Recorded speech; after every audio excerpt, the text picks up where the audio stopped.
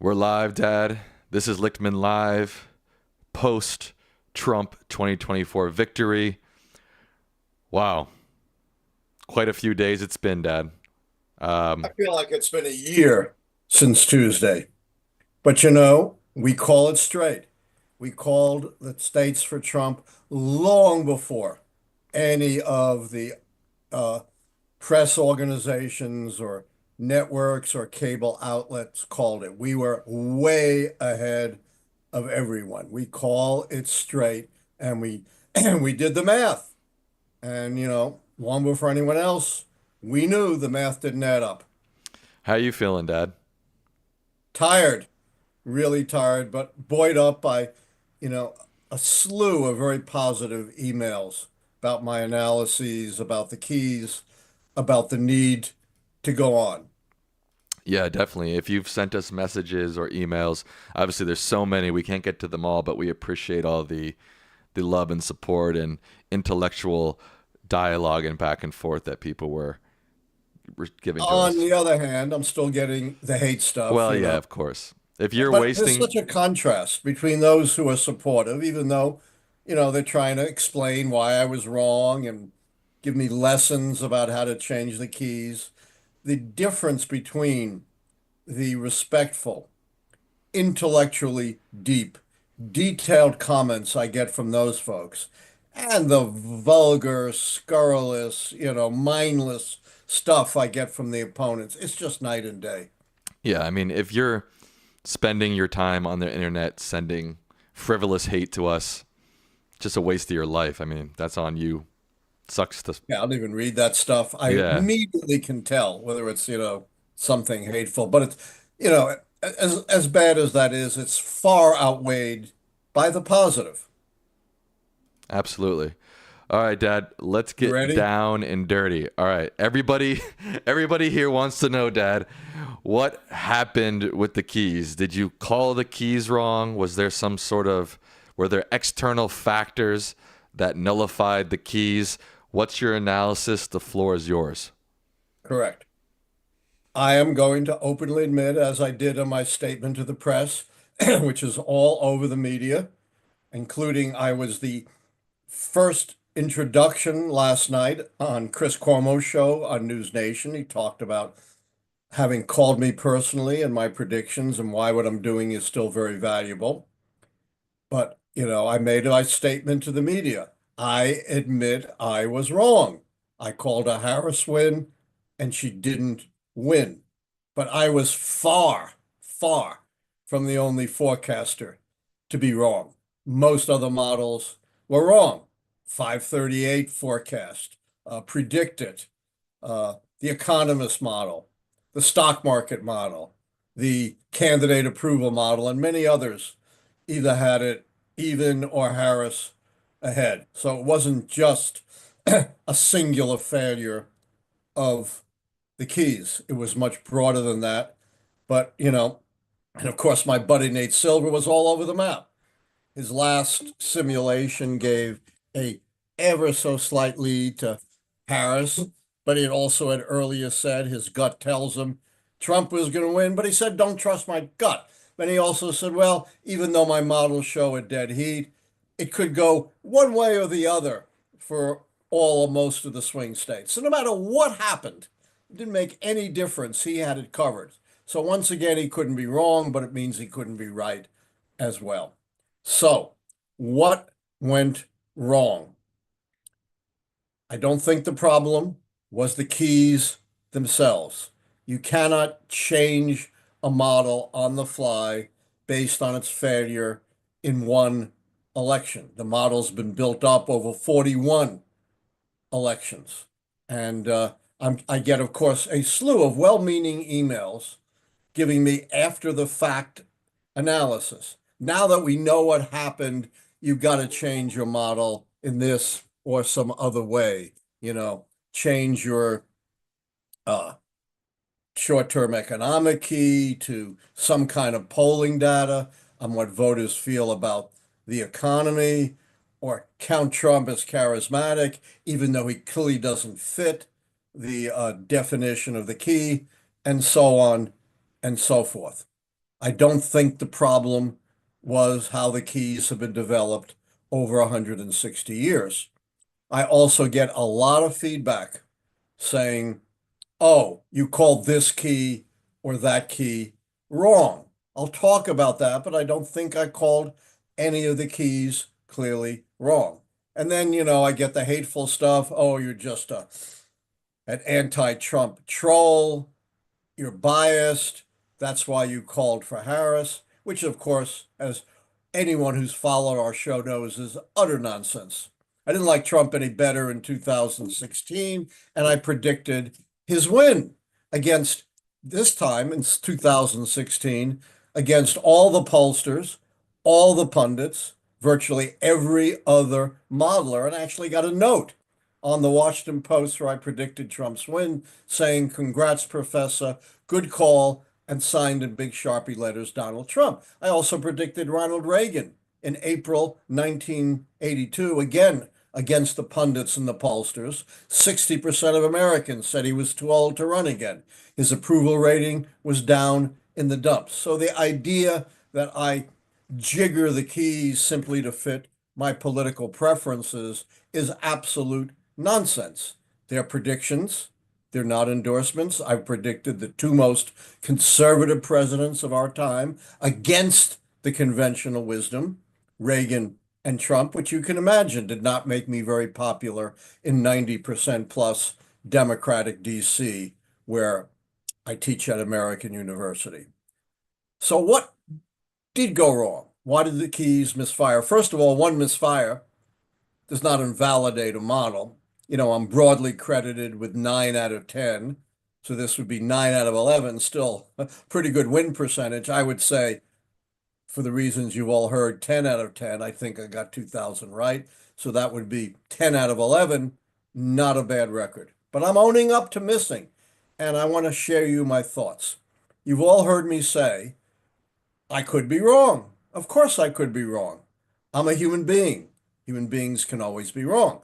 You've also heard me say, Sam, right? I'm not psychic Gene Dixon with a crystal ball. I'm not Not Speaker Mike, Mike Mike Johnson who Johnson has a pipeline to to the the whole almighty. almighty. Right. My predictions are based on history. It's always possible. Events could be so significant in a given election to change the pattern of history. And I think that's what's happened here. And I'm going to talk about one set of events that is very specific to 2024, and that another set of events which has very broad implications beyond this election and could call into question the model broadly, even for the future. So, what was unique about this year within the Democratic Party, Sam?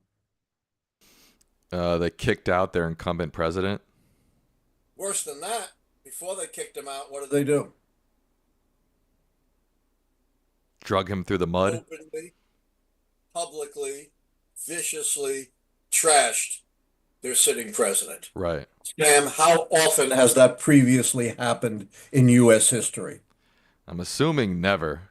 Never. And I've studied our politics from the founding to the present. This was something unique to this election, something we've never seen before.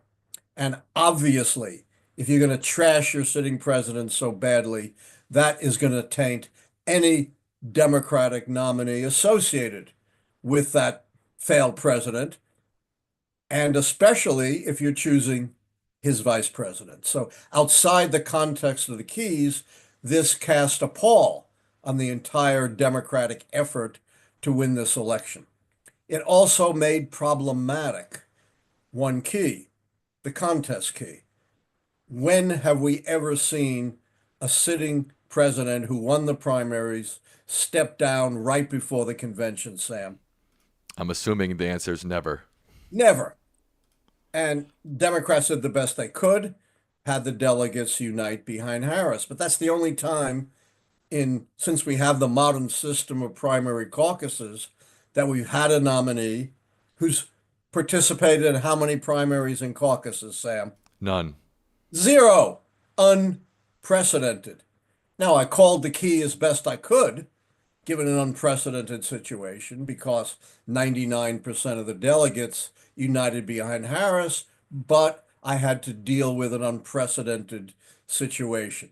I think I was right in calling the key as best as I could, but I think what happened that was unprecedented did, make that key a bit problematic. So, two unique factors within the Democratic Party: the public vicious trashing of the president, which called into question the Democrats generally, and the extraordinary circumstances of the Harris nomination. That was unique to this year, but I think it well could have affected the prediction. What isn't unique to this year and has long-term implications is the following. The keys are premised on the thesis that a pragmatic, rational electorate, not necessarily any individual, but the electorate as a whole, pragmatically decides whether the party holding the White House is strong enough and is governed well enough to get another 4 years. That's exactly what the keys gauge, looking at things like incumbency, contests, short and long-term economy, social unrest, policy change, scandal, foreign military failures and successes. However, I think two things this year and maybe going forward broke this premise of a rational, pragmatic electorate. And these are trends that are not new, but have exploded this year beyond anything we've ever seen before. First is disinformation. Always had disinformation, but we've never had anything remotely on this scale.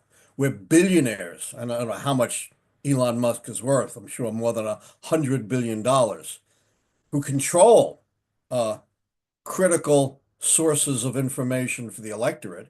I mean, Elon Musk owns X, and I've seen reports that his disinformation that he's put out has been viewed by 2 billion viewers, vastly more influential than the New York Times, Washington Post, CNN, CBS. Tremendous and it's not unique to him.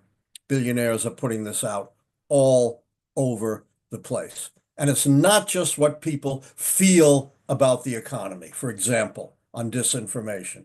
It's tremendous disinformation that they've come to believe that the stock market is crashing, that unemployment is at an all-time high, that wages are crashing, that jobs are being lost, all of which is patently untrue, not even close to the truth, but people have come to believe it because of the incredible explosion of disinformation, which makes it very difficult for a rational, pragmatic electorate to operate. Then add to that we've seen Trump and his allies exploit far more than ever before, even 2016 and 2020, trends that run deep into American history and still resonate at this time. Xenophobia, fear of foreign influences. The first, when the first anti-immigration bill was passed, Sam? The 30s? Not even close. 1798. Oh, Alien and sedition oops. laws, which Trump wants to revive to deport all our undocumented immigrants, but that's a different story. The enemy then was the French. Then it was the Germans, then the Irish, then the Jews, then the Mexicans, then the Muslims, and now sort of any uh, immigration from non-white countries. We have never seen in recent history xenophobia to this level, and it digs deep into a trend in American history. It's not something brand new. And it's not just white people.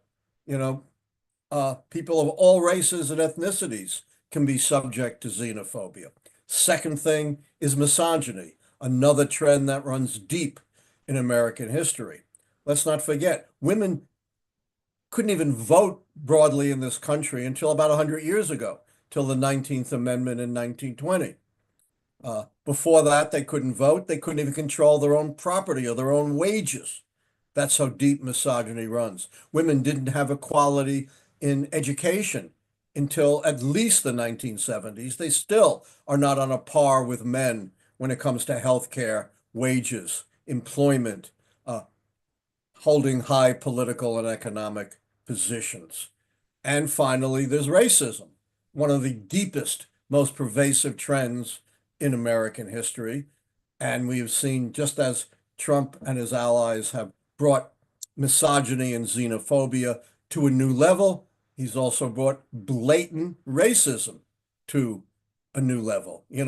Things like, uh, I'm as Greek as Giannis Antetokounmpo, the black Milwaukee Bucks basketball star who was born in Athens of African parents, is a Greek citizen and was the Greek flag bearer at the Paris Olympics. But because he's black, he couldn't possibly be really Greek. I remember what he said about U.S. citizens who are Congress people of color, go back to the country that you came from.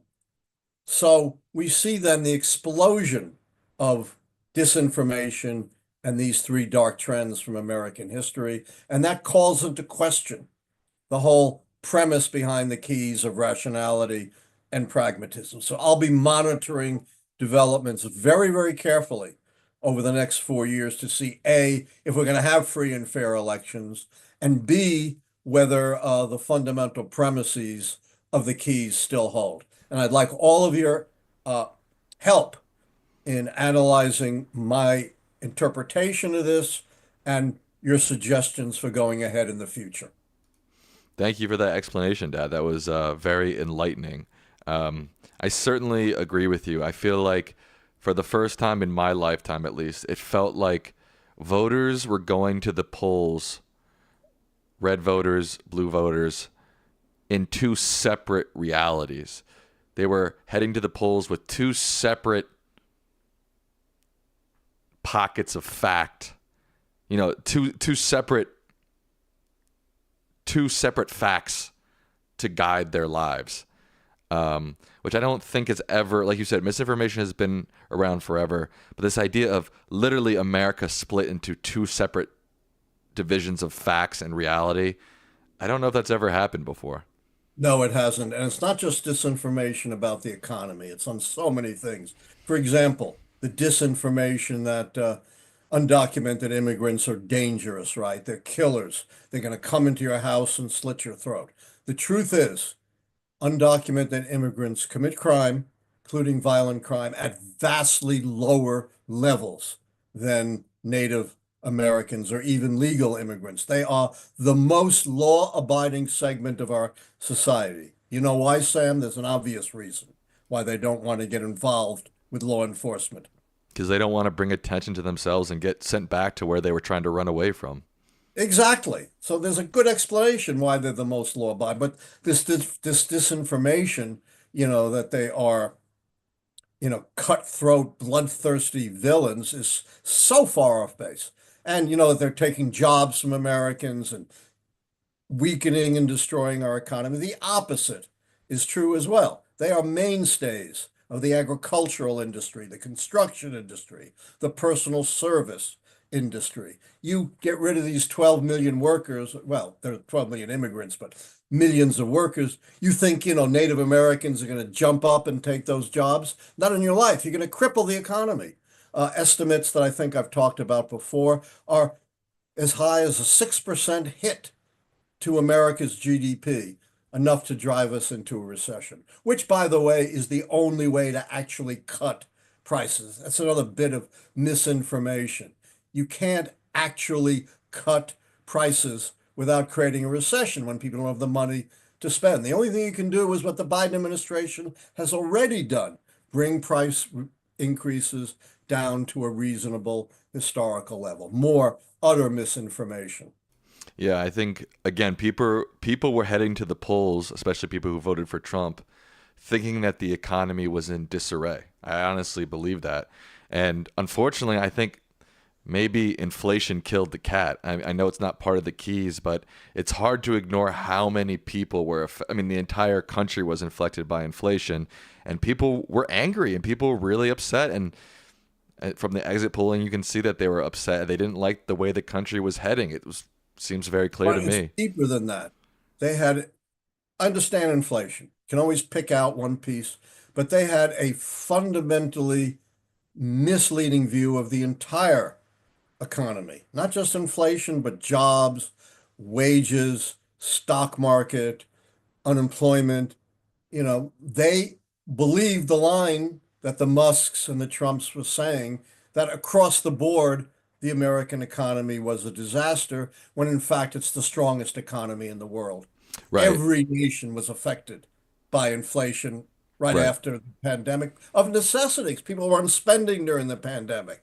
Supply chains were interrupted. When the pandemic ended, you had a flurry of spending. But none of that, is in the alternative universe. right. Let's talk about the election itself for a second because it was pretty shocking. Harris ended up with 13 million less votes than Biden did Yes. in 2020. That was a 19% decrease, the largest decrease in votes between candidates of the same party, excluding obviously when there's a third party with greater than 5% of the vote, since 1967.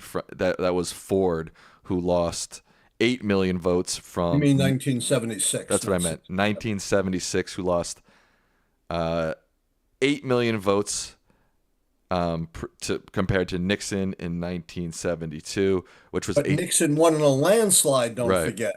which Whereas comparing the last two elections are two close elections. sure, The vote should have been about the same. right, and that was a 20% decrease in voting. People keep pointing to 2020 as the outlier. Biden went up in 15 million votes. He actually only increased 8% between Hillary in 2016, which is not crazy astonishing. Let me see, in 1976, Carter went up by 28%. Yeah, In exactly. 1964, LBJ went up by 20%. Yeah, Let's cut to the chase, Sam. You did great research on this. yeah, The chase is there was an enormous fall off, right, close to 20% of the Biden vote in 2020 as compared to the Harris vote in 2024. And there is no modern day historical precedent for that. And that is an enormous mystery of this election, and has led a number of people who've written to me saying there must have been some shenanigans with the voting technology, and they've even, and I don't understand it, and I'm not endorsing it, even come up with technical explanations about how it wouldn't be that difficult for the Trump campaign or the Russians to do it. I'm not endorsing any of that. I'm not a technician. I have no idea. But I am endorsing Sam's research that something strange, unprecedented in terms of the fall off in voting. And this is particularly strange in light of what's happened in 2022, the off-year elections of 2023, and the midterm elections of 2024, when you had booming Democratic turnout, much greater than the polls would have you believe. Don't just take my word for it. There's the poll analyst, probably the best poll analyst. I think he works for CNN, Harry Enton. He said Democrats outperformed expectations from 2022 to 2024 by 4 points. And that right. includes some recent elections. Then all of a sudden, they fall off close to 20 points. How in the world do you figure that? I've also heard some analysts saying, well, what's going on here is, there has been for quite some time now, almost a decade, this anti-incumbent sentiment, and that's hit the US. That doesn't wash. 2022 was a midterm when incumbents get killed in Senate and House elections. The economy was way worse. That was when we had 9% inflation, not 2.4% inflation. And the Democrats did way better as the incumbent party than expected. So I don't think glib arguments like that explain what happened in 2024. But your discovery of this fall off, Sam, is of incredible significance. And I don't know how to explain it. Yeah, and to be clear, I was not pointing that out to say that there's any type of fraud. Oh, no, no, I'm not either. I do not believe there's any fraud. I haven't seen any evidence of it. It's None. just remarkable that there was a legit 20% drop off, especially when you look at some of the other factors in play here. You look at states like Arizona and Nevada where voters went into the voting booth and voted overwhelmingly to pass pro-choice referendums, and then in the same voter booth vote for the guy who is the reason why you're having to vote on these referendums. I don't get that. Even in Florida, although the referendum failed because they have a 60% rule, it got 50%, 57% of the vote. And yet Harris got like 43% of the vote or something around there. Just enormous gap, enormous double digit, high double digit gap between voting on the referendum and voting in the presidential election. Well, look at Missouri's, maybe even a bigger gap. It's very hard to explain. A lot Yeah. of really strange things in this election. And you can be sure Sam and I will continue to be on it because we're not stopping our show. Yeah. The only logical explanation I can think of is these people truly believe that abortion rights should go to the states, but then that doesn't make sense because No, it doesn't. it's like, okay, I believe that it should go to the states, but my state, I don't want it to the abortion laws to change, but in Alabama, they can change their abortion laws. It doesn't Yeah, really no, it make makes no sense. That's way, too, way yeah. too tenuous. Yeah. And, if you would, the other thing too that I just can't get out of my mind, if you would have told me that after January 6th, after Roe versus Wade being overturned, that Dems would lose 13 million blue voters, I would say you're crazy. You know what I mean? Like after these monumental events that you would think And would after bring 20, out after blue the voters. midterms, when they did so well, way exceed, midterms are usually a disaster. 30, 40 lost House seats are common, half a dozen Senate seats. They kept the Senate and they came really close to keeping the House. They did way better than virtually any other midterm election in modern history. And then 13 million votes fall off 2 years later. How do you Yeah. explain? People are saying there's still a lot of votes to be counted, but guys, that's not going Not to that change. many. Not that many. It's not going to change the percentages that much. And the interesting thing, too, is in my research, I also found that Trump did basically the same he did in 2020. He Almost perf- to the penny, right. He, right? he he had like a 1.8%, 1.9% difference in his voting totals between 2020 and 2024. And again, meanwhile, the Dems have a 19% shift. It's just strange. It's just the numbers are just weird. We've never seen numbers like this in modern American history, and especially in light of how well the Democrats had been doing in getting out their vote up to that. Why all of a sudden the Democrats fall off the cliff? Yeah, I can't quite wrap my mind around it. I can't either.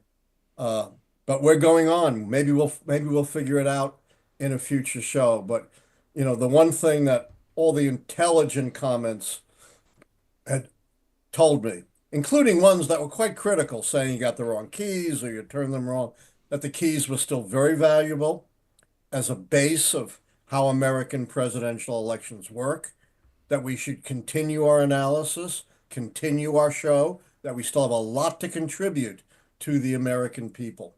I How many totally. viewers? We have 19,000 people watching. I totally agree. Whether they're 100% accurate or 60% accurate or anywhere in between, I still believe the keys are an excellent source in understanding elections completely. Much Yeah, better. and they're about 90% accurate, even counting this loss. Right. That's Much. pretty damn good over more than 40 years. Right. And I still think they're better than how the mainstream media covers elections. And Don't get me started on the mainstream well, media coverage. It was so abysmal. and I just want to say to you, Dad, I still think that you are a incredible resource to this country. Well, again, doesn't matter how accurate the keys are or not. Your understanding, your knowledge, your analysis of history, the president's elections, I believe, is one of a kind. So And you're a totally unbiased source, right? Well, of course I'm biased, but I do believe that. You I wouldn't believe. say that if you didn't believe it. No, I I would know that. not say that if I didn't believe that. And lots of our fans, or not, I don't know if they're fans or not, lots of emails have said the same thing. So it's, you know, a time when I'm depressed and tired, it's made me feel good. Well, that's good. Well, yeah, I just wanted to say that to make you feel better. Thank you. Okay. You're All still right, let's a. get our audience in. All right, let's get our audience in. All right, some housekeeping stuff. If you're not subscribed to the channel, please subscribe.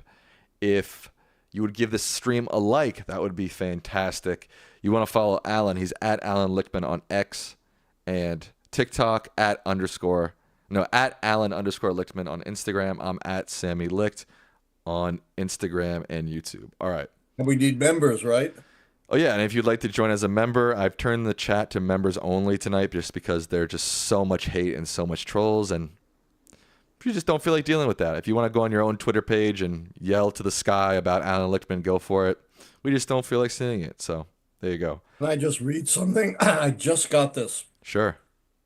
I'm a 19-year-old college student in Scranton, PA, and I wanted to reach out to you and express my gratitude for the impact your work has had on me. Your insights and dedication to accurate prediction models have inspired me immensely. You've inspired me to develop my own system. Thank you so much. That's awesome.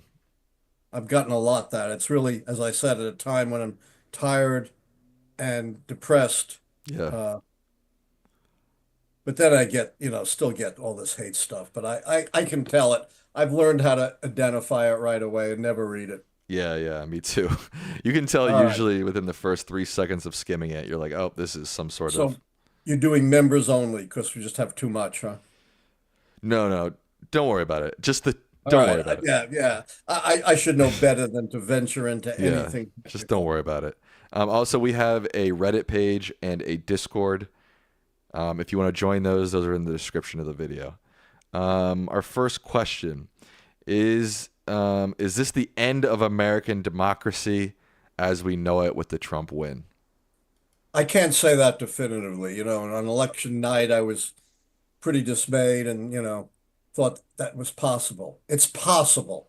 I'm still holding out hope that that won't happen. Particularly, I don't know what's happening in the House, but if the Democrats take the House, that'll at least be some restraint. If they don't, then there's no restraint.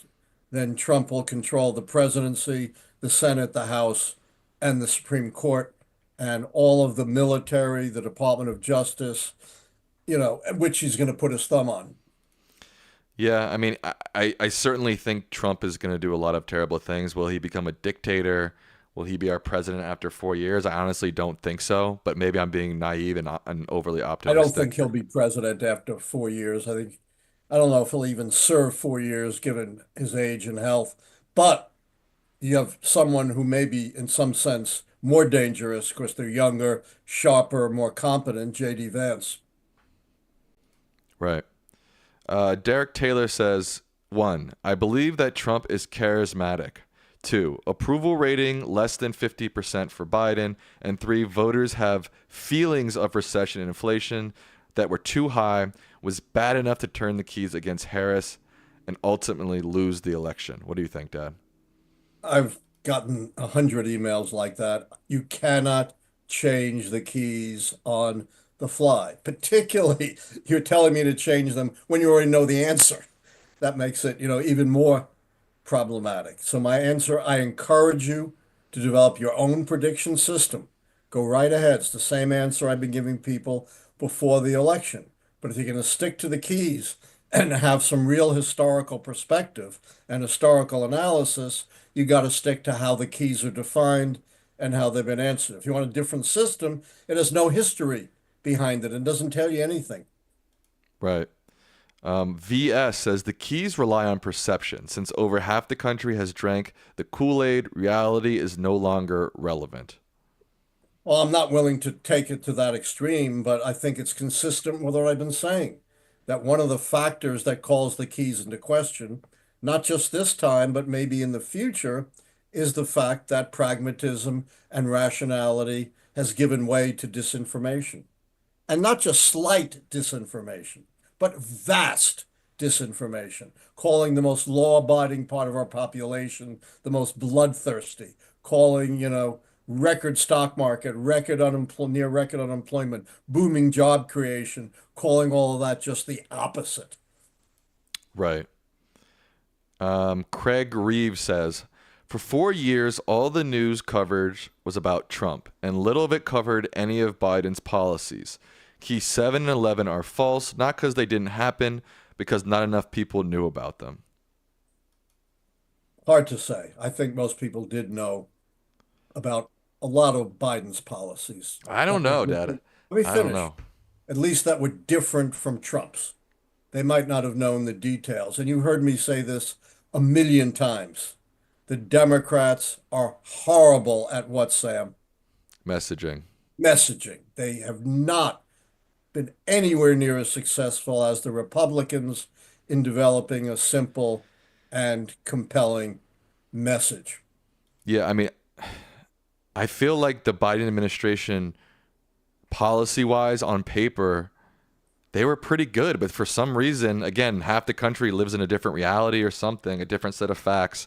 It didn't translate. And did you see this BS Bernie Sanders letter after the election saying that the Democrats have abandoned the working class? I thought that was totally ridiculous. I mean, especially if you look at Biden and Harris on paper versus Trump, they are way more pro-working class than any of Trump's actual policies.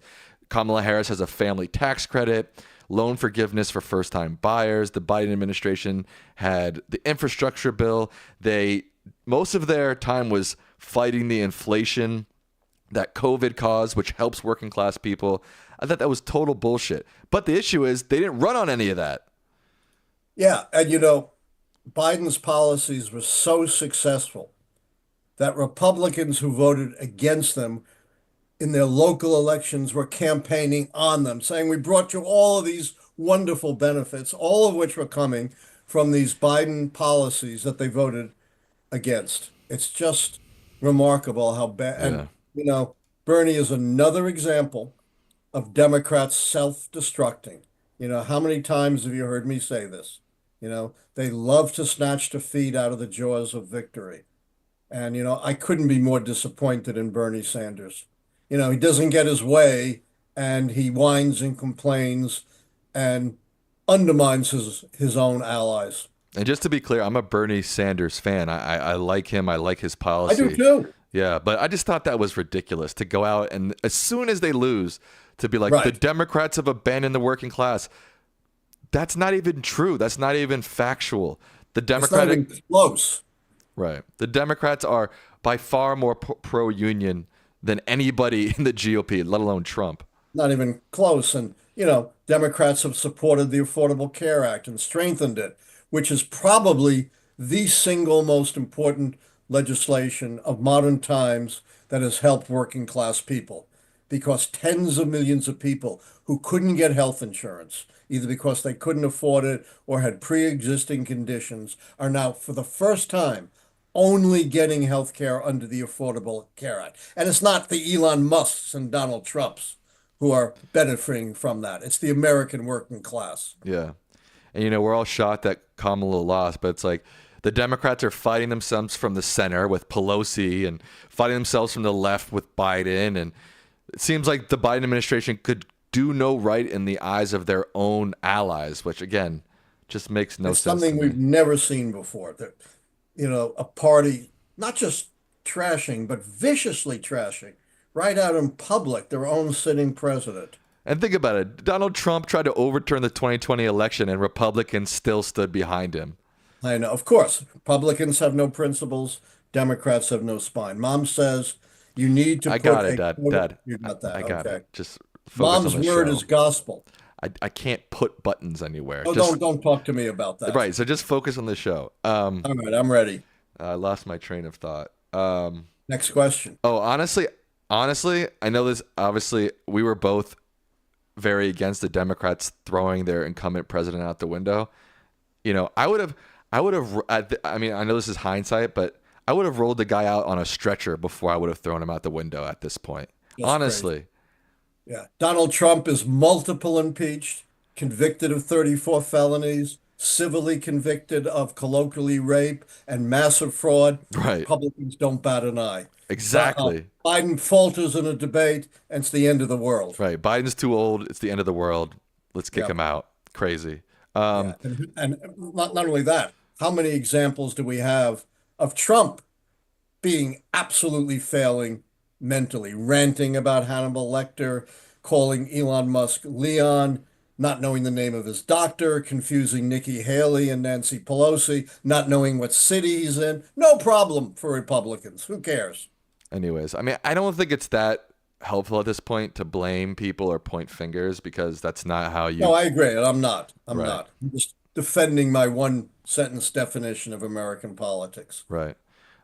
Stell said, which keys do you think you called wrong? I don't think I called any wrong. As I said, the contest key was rendered problematic by what went on in the Democratic Party, but I don't think you could say I called it wrong, except in retrospect. At the time, it was the more reasonable call. President. Remember, retrospective analysis means nothing because you know the answer. And obviously, if you know the answer, you can what we call retrofit the model to fit the answer you already know. That's why I never trust any models that don't have a track record of advance prediction as opposed to retrofitting. President Belichick says, thanks for everything you guys do. I believe the keys will work in 2028 for better or worse. One of our great presidents, One of President our, Belichick, definitely. And President Belichick's been around from the beginning. I remember that guy. from the start. Yeah, he's been around forever.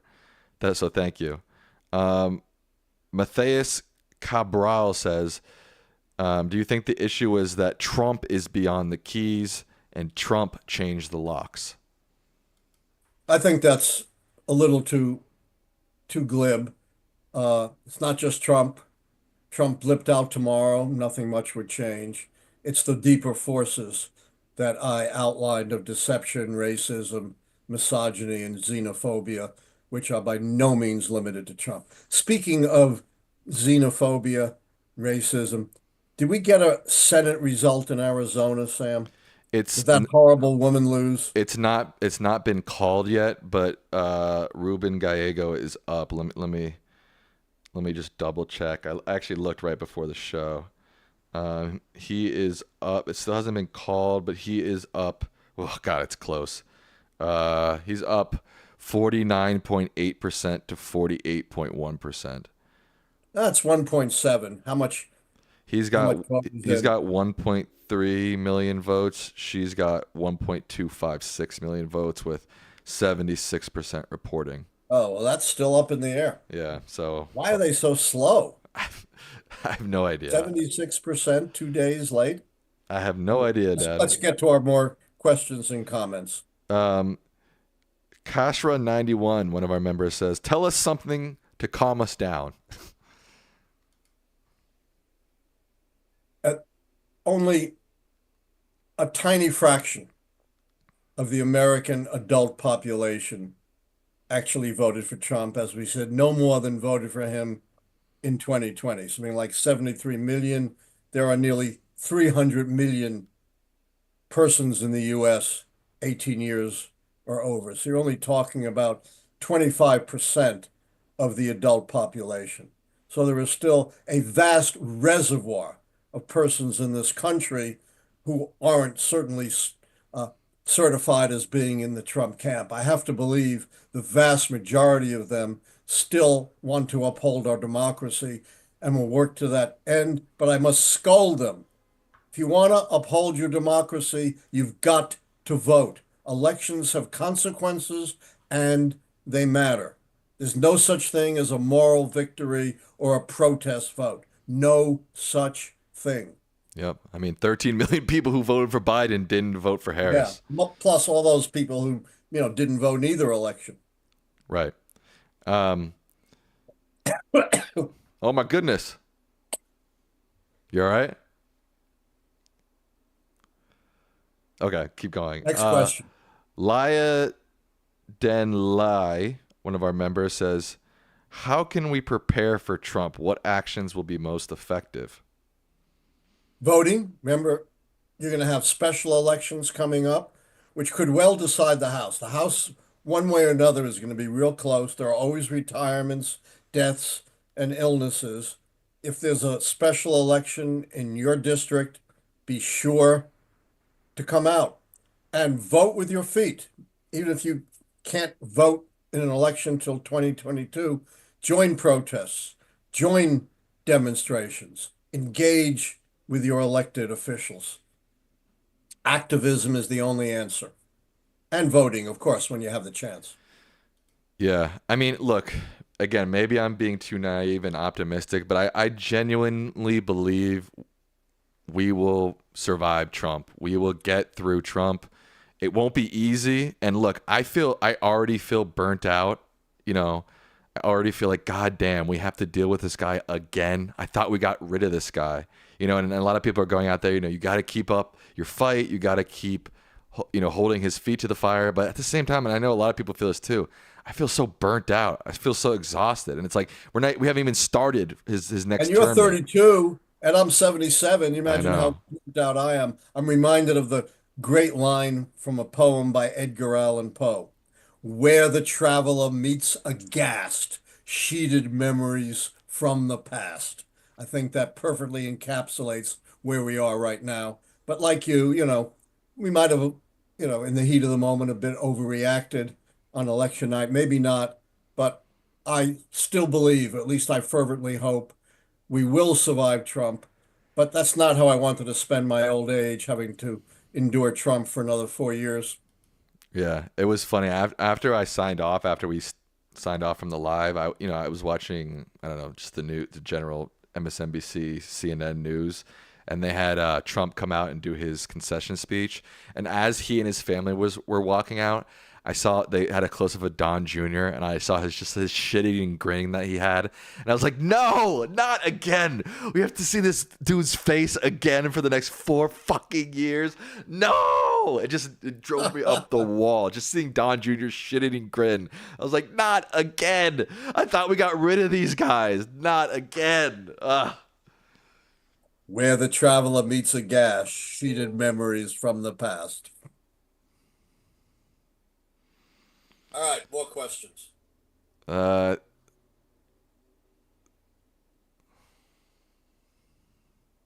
How many viewers? Sorry, something's happening with the stream. Give me 1 second. No. I think we're good. I think we're good. I forgot. I've now lost. Oh, A with a donation says, "Do you think Gaza is the reason Democrats lost?"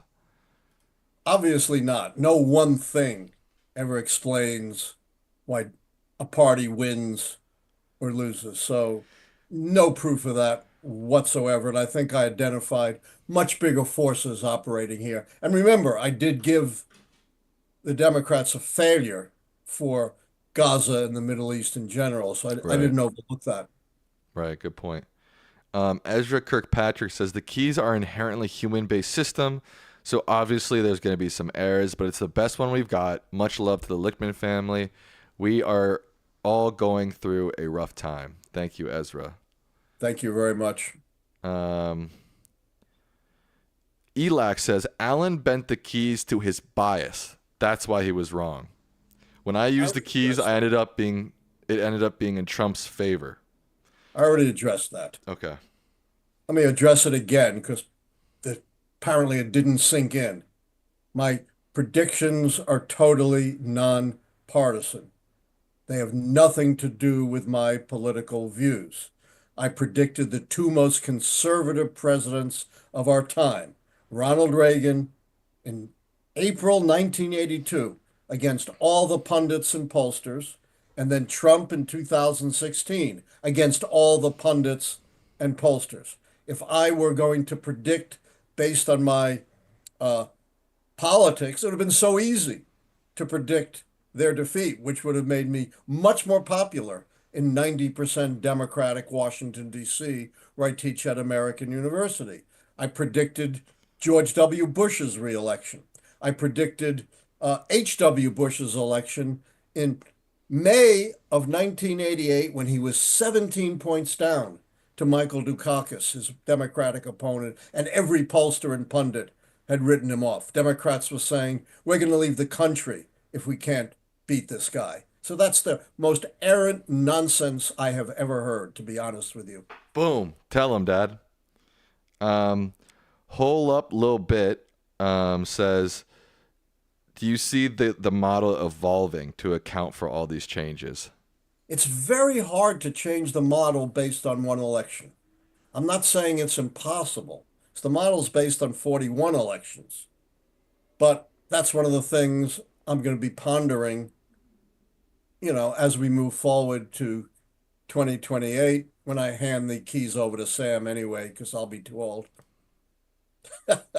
Druv Kaushal says the Latino vote was very underestimated this year. I think that's right. I don't think the Latino vote alone accounts for a 13 million vote drop off. But you got to remember two things about Latinos that the media won't tell you. One, they're as xenophobic as anyone else. Xenophobia is not necessarily based on race and ethnicity. It's based on all kinds of things. Remember, it was the French who were the first targets of xenophobic Americans. You couldn't tell the difference between the French and those who were in America, or the Germans, or the Irish.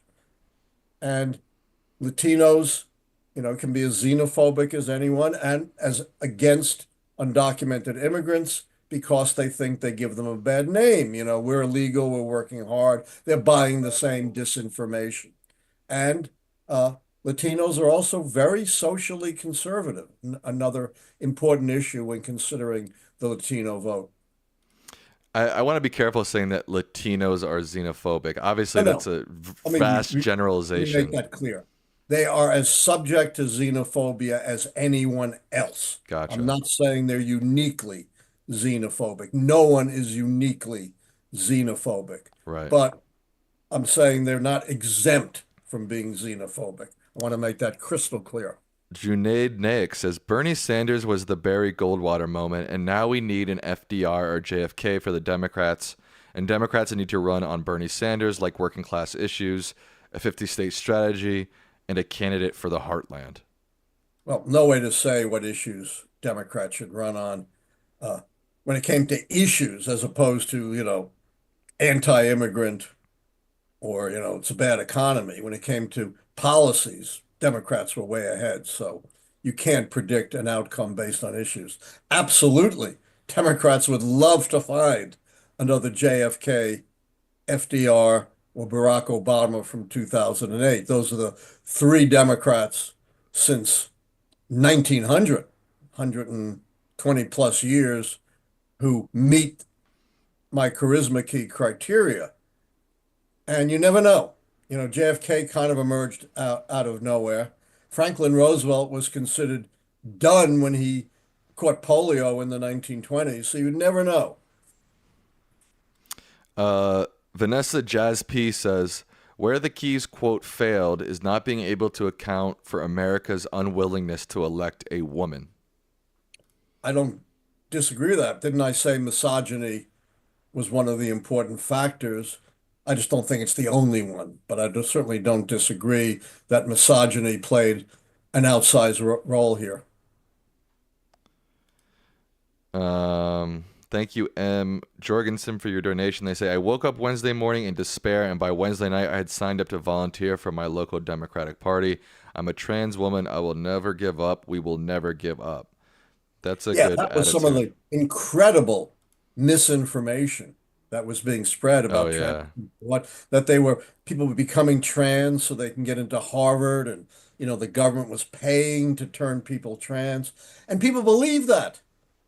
The disinformation is just astonishing. It works. The first thing that dictators do to be cement their power is not, whip and beat up and kill people. It's controlling information and knowledge. When Hitler came in, what was the first thing he did, Sam? What did he burn? Books? Burn the books. When Stalin came in, He had everyone who owned a typewriter register the typewriter with the government so the government would make sure they weren't, typing anything in contradiction to the party line. Seattle Susie Q says, remember Trump talking about a secret? Remember how he kept telling his supporters that he, quote, didn't need their votes? Yeah, that was a weird. I know Metro Maddow did a big piece about that. Very weird. Look, as I said, I've had all kinds of communications claiming that there were ways of rigging the vote. I'm not buying into that. I'm not advocating that. I don't have the skills to evaluate it. I'm not going to buy into conspiracy theories, but it's certainly out there among smart people. Right. I just think there's a lot of question marks that, I mean, we may never have answers to, but they're just giant question marks out there about this election that just kind of make me keep going like, huh? What? You know what I mean? I don't Huge know. question marks. This election does not make sense. And people Maybe there's a respond. logical explanation. Maybe there isn't. Right. And people respond to that saying, oh, you're too in your liberal bubble. No, the numbers just don't make sense. It's not about being in a liberal bubble or not. No. Look, we had the numbers on election night. We weren't in a liberal bubble. We called the election for Trump way ahead of everyone else. We're numbers guys. And the numbers from Sam's research don't add up. If you've got different numbers, please present them to us. JL says, do you think you should have accounted for the rise of white supremacy and the fear of the white replacement theory regarding Trump's apparent continued popularity? I don't know how I could have accounted for that, but as Right. I said, you know, we did have the explosion of racism in this election. Absolutely. And that, did call into question the rational, pragmatic electorate. So I'm telling you, every white nationalist group, every right-wing extremist group, the Oath Keepers, the Proud Boys, the Boogaloo Boys, they are celebrating. And I'm sure they're still celebrating this election. Right. And the thing is, when we say, she lost 13 million votes, we're not saying they disappeared. It's possible that people just didn't show up to vote. I don't know why, but It's just very, very strange that there should be such an unprecedented fall off, especially given how strong the Democratic vote had been in the most recent elections. right. And again, you just look at what happened between 2020 and 2024. It just doesn't make sense that blue votes go down by 13 million. I just don't. Again, It overturning could have Roe versus. happened. Yeah, we're not mongering conspiracy theories. We're just crunching the numbers. Because even the theory that Americans are living in two different realities, it seems unlikely to me that those 13 million people suddenly are now living in the Trump reality. You know what I Yeah, mean? look, I don't know, but yeah, maybe I'm I wrong. live in liberal Bethesda. I teach at Liberal American University, and I have never seen liberals so motivated to vote as they have been this year. I mean, it's obviously not a scientific sample, but it's a lot of people and of every age, old people where I live and young people where I teach. I have never seen democratic oriented people so motivated as they are this year. And yet somehow 13 million disappeared. I also just find it weird how it seems like so many Americans give Trump this blanket excuse for COVID, but then don't give it to the recovery efforts that the Biden-Harris administration did. I Yeah. don't get that Here's either. something interesting too, Sam, along the lines. What kind of economy did Biden, when he won in 2008, inherit? A terrible one. You mean Recession. Obama? You mean The Obama? Republican recession. You mean Obama in 2008? Obama. What did I say? Biden, Obama. All right, go to Biden. What did he inherit? a shitstorm. Yeah, probably even a worse recession. What did Trump inherit in 2016? The upward wave of the Obama recovery. Right, but why don't people realize that's I am totally on board with that entire theory and that entire I mean it's just factual, right? And what But is why he going don't to people inherit now? The booming I Biden know, a economy booming with low economy. inflation. Yeah. But why don't people see that? It just doesn't seem to be This that great. disinformation. I guess And so. these aren't difficult things to see either. That's what I don't get. It's not like this is these all these points you make are some great mystery, and that you know the right wing media can just dilute the waters so greatly that nobody can even see through them. I mean, it's pretty obvious, these things that you just said. You would think, yeah, you don't have to have a PhD in economics or history or even a BA in economic and history to see these obvious things. Tyler Tarbert says, Yeah, let me just riff on this a little more. So Trump says, America's a disaster. You know, if we elect Harris, we're going to have a deep depression. The economy is trash. And then he's going to benefit from that booming economy that he inherits and say, see, I told you under me the economy would be great. I know, but how are people falling for this? That's I what I don't can't know. understand. How can you fall for that? 2 billion people following the disinformation of Elon Musk. I When I was a guess. kid, I voraciously read science fiction stories. And there were some stories about this kind of brave new world where a handful of super rich people controlled everything and all the ordinary people were just puppets. We're heading in that direction. We're Right. not anywhere near that, but we're at least inching towards that. I don't understand this populist working class appeal that Trump has, because just look at the people that the powerful people that he's surrounding around him. He's surrounding with himself Kennedy, RFK Jr., who's part of a American political elite family. Elon And Musk, who's a multi-billionaire. right. Elon Musk, who's a South African billionaire, and Vivek Ramaswamy, who's a billionaire. Like, I don't get how these guys who are billionaires are somehow connecting with the working class. It just doesn't make any sense to me. And there are many more. Peter Thiel, Harlan Crow. I don't know who the big oil magnates are by name, but he said, give me money, I'll let you do whatever you want. Yeah, I just don't get it how your average American is looking at these figures and being like, yes, this billionaire is gonna represent me. I just can't wrap my mind around it. It's very hard. All right, Um, we're up to 10. We'll take 3 more questions. this is from Tyler Tarbert. They say 29-year-old from Charlotte. I got my master's degree in economics from West Virginia University. As a senior data analysis, your keys are the best. You didn't get the economy keys wrong at all. The views of the electorate were tainted by misinformation. There you go. Thank you from a smart, young, sharp economist. I really appreciate that a great deal. All right. Nick says a lot of people don't know Biden's achievements. If he stayed in and ran on defending his record, do you think he could have won? And would any 2020 Dem candidate turn the charisma key like Bernie? No, I didn't see any Democrat turning the charisma key. Could Biden have won? Maybe not after he was trashed by his own party. But if they hadn't trashed him, if they had united behind him, just like Republicans did, despite all the awful things Trump has done, yeah, he certainly had a shot to win. I'm not saying he would have because, I can't answer a hypothetical, but it couldn't have been worse. Yeah, I mean, I can't believe YouTube donated £5 and they say the Democrats lost because they spit in the face of 14 million people who chose to nominate Biden. I mean, who the hell knows? I mean, maybe he should have gotten out sooner. Maybe 2 years ago he should have been like, I'm not going to run again.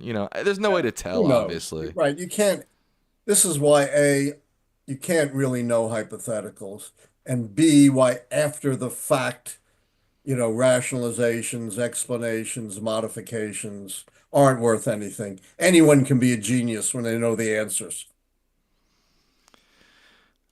John Burgess says, didn't the Whigs trash their sitting president, John Tyler? Yeah, to an extent, that's true. But remember, he was an accidental president. He wasn't an elected president like Biden. So it was a little bit different. He was coming in disaffected within the party, very different from Biden. And Um, by the time they had the re-election, the Whigs were disintegrated anyway. So it's very smart, but not really very smart to bring that up, but not quite analogous. right. You're Uh, stretching. You have to go back to the 1850s. My goodness. right. Andrew Carlson says, Professor, regarding Trump and other authoritarian movements worldwide, have you observed a historical pattern in which fascism is perceived as a more tolerable ideology than communism or socialism? Absolutely. That was one of the big appeals of European fascism during the 1930s, that the fascists would protect us from the commies and the socialists. That's why they had, like Trump, had the backings of the big business people of their time who were much more afraid of communism or socialism that would expropriate their property than fascists with whom they could forge alliances. And a lot of the businesses, like Krupp Arms, uh, under Nazis, prospered a great deal, as did American companies like IBM that did business with the Nazis. Right. Jiva Preet Singh says the quote voter fraud group claiming to steal in 2020 claimed that a lot of the illegal, illegitimate votes were coming from illegal migrants. Immigration increases under Biden, and now no cheating. There were no migrant votes to Right. speak of, It's all bullshit. So thoroughly yeah. investigated. And that's just another fabrication of Donald Trump. In 2016, he said, I really won the popular vote, that I lost by 3 million votes because many millions of illegal immigrants showed up on election day, voted for Hillary Clinton, and then miraculously disappeared. All this stuff is pure fabrication.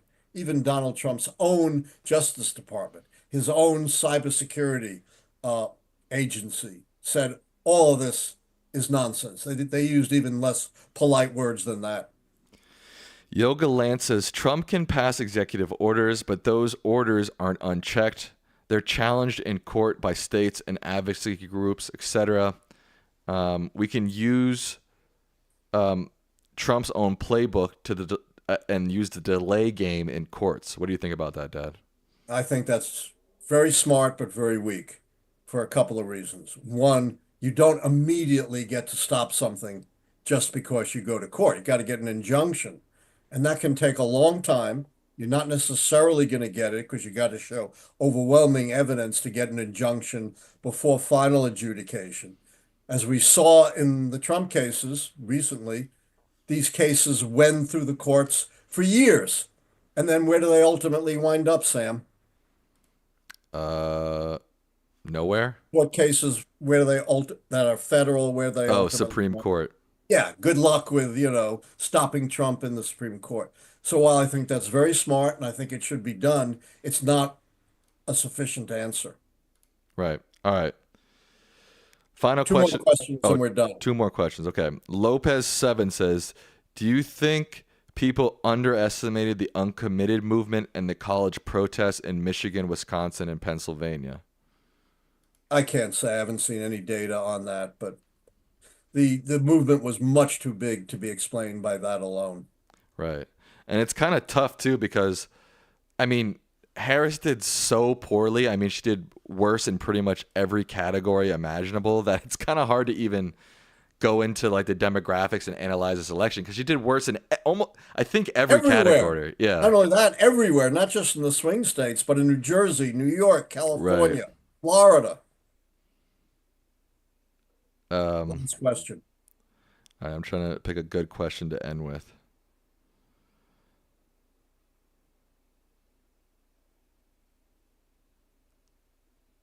Um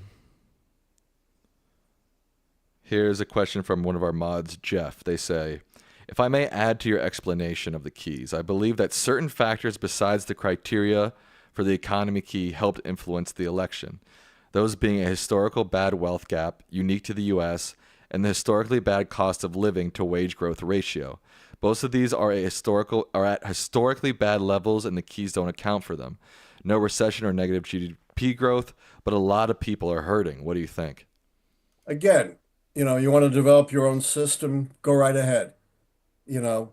But to say somehow I would have been right if I had a different system based on different criteria. I 100% agree, though, that the wealth and income gap is extraordinary in America. I've been writing about that for 20 years. Uh, you can look at some of my writings and see that. It is not something that suddenly emerged in 2024. It was also, maybe not quite the same, but virtually the same in 2016 and 2020. Right. All right. With that, we will wrap up our election post show. If you want to keep chatting, the good news is on my channel. I have my own Lichtman Live post show. The link to that is pinned in the chat in the description of the video. All right, Dad. Quite a week. Quite a week for you. Quite a week for the country. What are your final words to the people? It's the toughest week for me that I can recall. As I said, I feel like a year has come down on me in just a week. And I am grievously worried about our country. I've been watching politics for nearly 70 years. I've been studying it since the founding.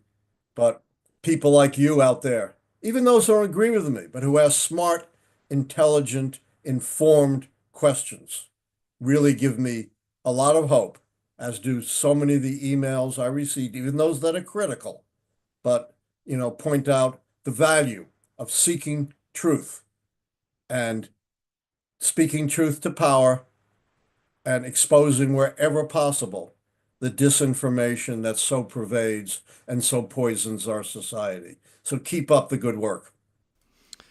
All right. With that, we will sign off Lichtman Live. The Lichtman Live post show starts right after this. Say goodnight, Dad. Good night, all. See you Tuesday.